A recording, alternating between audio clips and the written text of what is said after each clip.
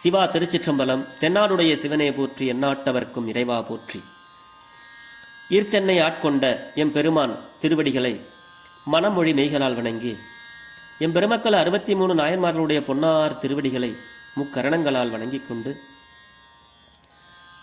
அடியார் பெருமக்களது பொன்னார் திருவடிகளை கரம் குவித்து சிரம் தாழ்த்தி வணங்கிக் கொண்டு, பெரும்பற்ற புலியூரானை பேசாத நாளெல்லாம் பிறவா நாளே என்ற சிந்தனையில் இன்றைய தினம் நாம் சிந்திக்க இருப்பது அருள் திரு மாணிக்க வாசக பெருமான் திருவாய் மலர்ந்தருளிய திருவாசகத்தில் திருப்பள்ளி எழுச்சி 3வது பாடல்.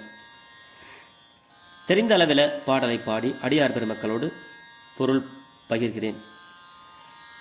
திருச்சிற்றம்பலம்.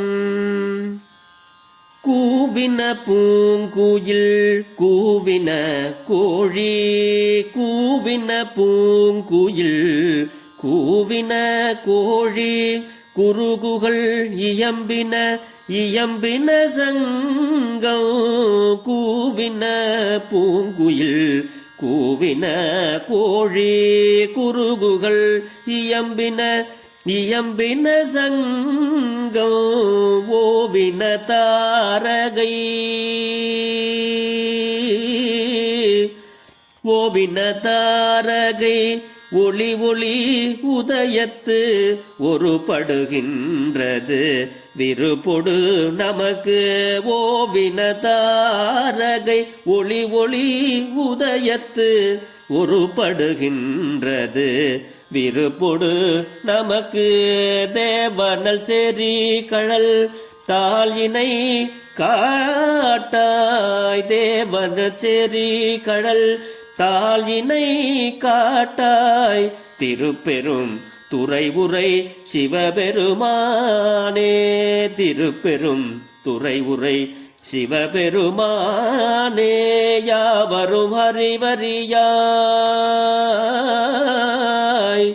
யாவரும் அறிவறியாய் எமக்கு எளியாய், யாவரும் அறிவறியாய் எமக்கெளியாய், எம்பெருமான் பள்ளி எழுந்தருளாயே, எம்பெருமான் பள்ளி எழுந்தருளாயே, எம்பெருமான் பள்ளி எழுந்தருளாயே.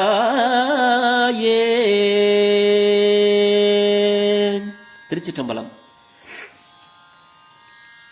கூவின பூங்குயில் கூவின கோழி, அதாவது அதிகால பொழுதுல திருப்பள்ளி எழுச்சி அனைத்து சிவாலயங்களிலும் காலையில பெருமானை எழுப்புவதாக இந்த திருப்பள்ளி எழுச்சி பாடல்களை அப்படி பாடி சிவபெருமானுக்கு இன்னிசையாக பாடி அவரை எழுப்புவதாக அமைந்ததுதான் இந்த திருப்பள்ளி எழுச்சி.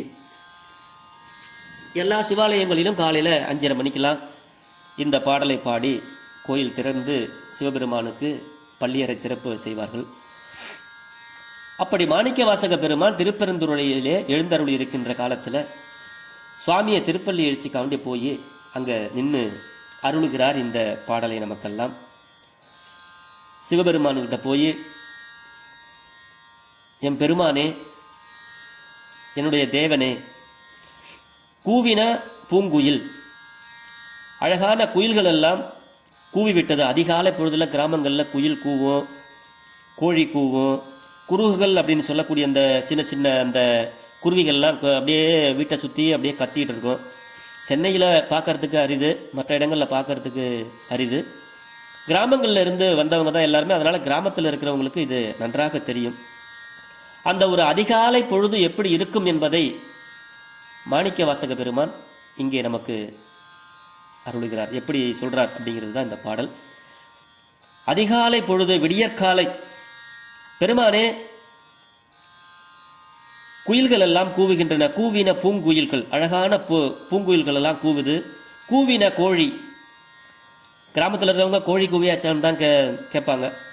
அந்த மாதிரி கோழி கூவி வச்சு, குருகுகள் இயம்பின, இந்த குருகுகள் அப்படின்னு சொல்லக்கூடிய அந்த பறவைகள் எல்லாம் இயம்பின சத்தம் போடுகின்றன. இயம்பின இயம்பின சங்கம், அதாவது இந்த காலை பொழுதுல அந்த திருப்பள்ளி எழுச்சியின் பொழுது சங்குநாதம் முழங்குவார்கள். அதுதான் இயம்பின சங்கம்.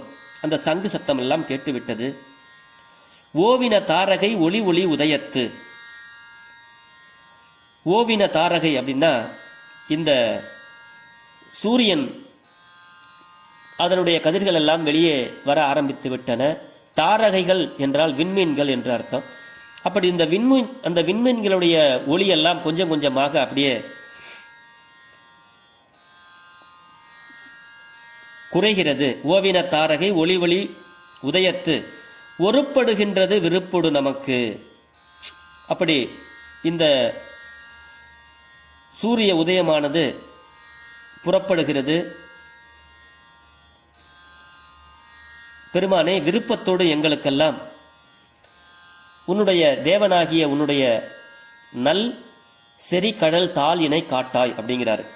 விருப்பத்தோட பெருமானே எங்களுக்கெல்லாம் எங்களை ஆட்கொண்ட பெருமானே, உன்னுடைய அழகான திருவடிகள் தாள் இணை 2 தாள்களையும் உன்னுடைய திருவடிகளை எங்களுக்கெல்லாம் வந்து காட்டி திருவருள் செய்க.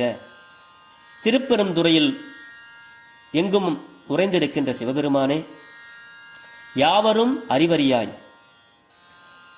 யாராலும் அறிய முடியாத சிவபெருமான் நீ.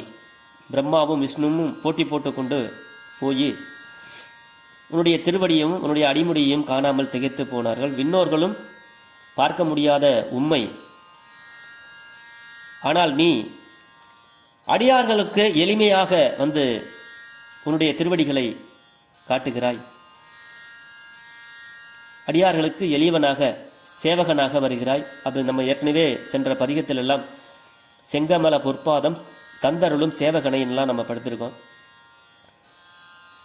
யார் சிவபெருமானை நினைக்கிறார்களோ அவருடைய உள்ளத்தை கோயிலாக கொண்ட பெருமான் எமக்கு எளியாய், அடியவர்களுக்கு எளியவனாக, மனத்தகத்தான் வாக்கில் உள்ளான் வாயார தன்னடியே பாடும் தொண்டர் இனத்தகத்தான். அப்படி அடியார்களுக்கு எளியவனாக காட்சி கொடுக்கின்ற பெருமான் எம் பெருமானே, பள்ளியிலிருந்து எழுந்து எங்களுக்கெல்லாம் அருள் செய்க. உன்னுடைய அழகான திருவடிகள் 2ஐயும் எங்களுக்கு காட்டி அருள் செய்க. பொழுது விடிந்துவிட்டது. குயில்களெல்லாம் கூவுகின்றது. கோழிகள் கூவிவிட்டன. குருகுகள் பறவைகள்லாம் கொஞ்சம் சத்தம் போட ஆரம்பித்து விட்டன. கோயிலில் சங்கு சத்தம் கேட்டு விட்டது. இந்த நட்சத்திரங்களுடைய ஒளியெல்லாம் குன்றி சூரியன் உதயமாகிவிட்டது. இந்த வேளையிலே பெருமானே, விருப்பத்தோடு எங்களுக்கு அருள் செய்ய வேண்டும் என்ற அளவில் இந்த திருப்பெருந்துறையில் மாணிக்க வாசக பெருமான் நமக்காக, நாம் உய்ய வேண்டும் என்பதற்காக எமக்கு எளியவர், அதாவது அடியார்களுக்கு எளியவராக பெருமான் இருக்கிறார் என்பதை இங்கே வந்து பதிவு செய்கிறார். இதற்கு விளக்கம் நிறைய சொல்லலாம். சுந்தரமூர்த்தி சுவாமிகளுக்காக எளிமையாக தன்னுடைய பாதங்கள் நோக திருவாரூரிலே பெருமான் தூது சென்ற வரலாறு அடியார் பெருமக்களுக்கெல்லாம் தெரியும். அப்படி அடியவர்களுக்கு எளியவராக நம்மளுடைய சிவபெருமான் இருக்கிறார். பெருமானை நாம் பாடி, தினம் ஒரு திருமுறை பாடலை பாடி சிவபெருமானாரிடத்தில் நல்ல நலன்களையும் வளங்களையும் பெற்று நலமோடு வாழ்வோம் என்று சொல்லி பெரும்பற்ற புலியூரானை பேசாத நாளெல்லாம் பிறவா நாளே என்ற சிந்தனையை நிறைவு செய்கிறேன். ஜெர்மனியிலிருந்து சிவபாலா. திருச்சிற்றம்பலம்.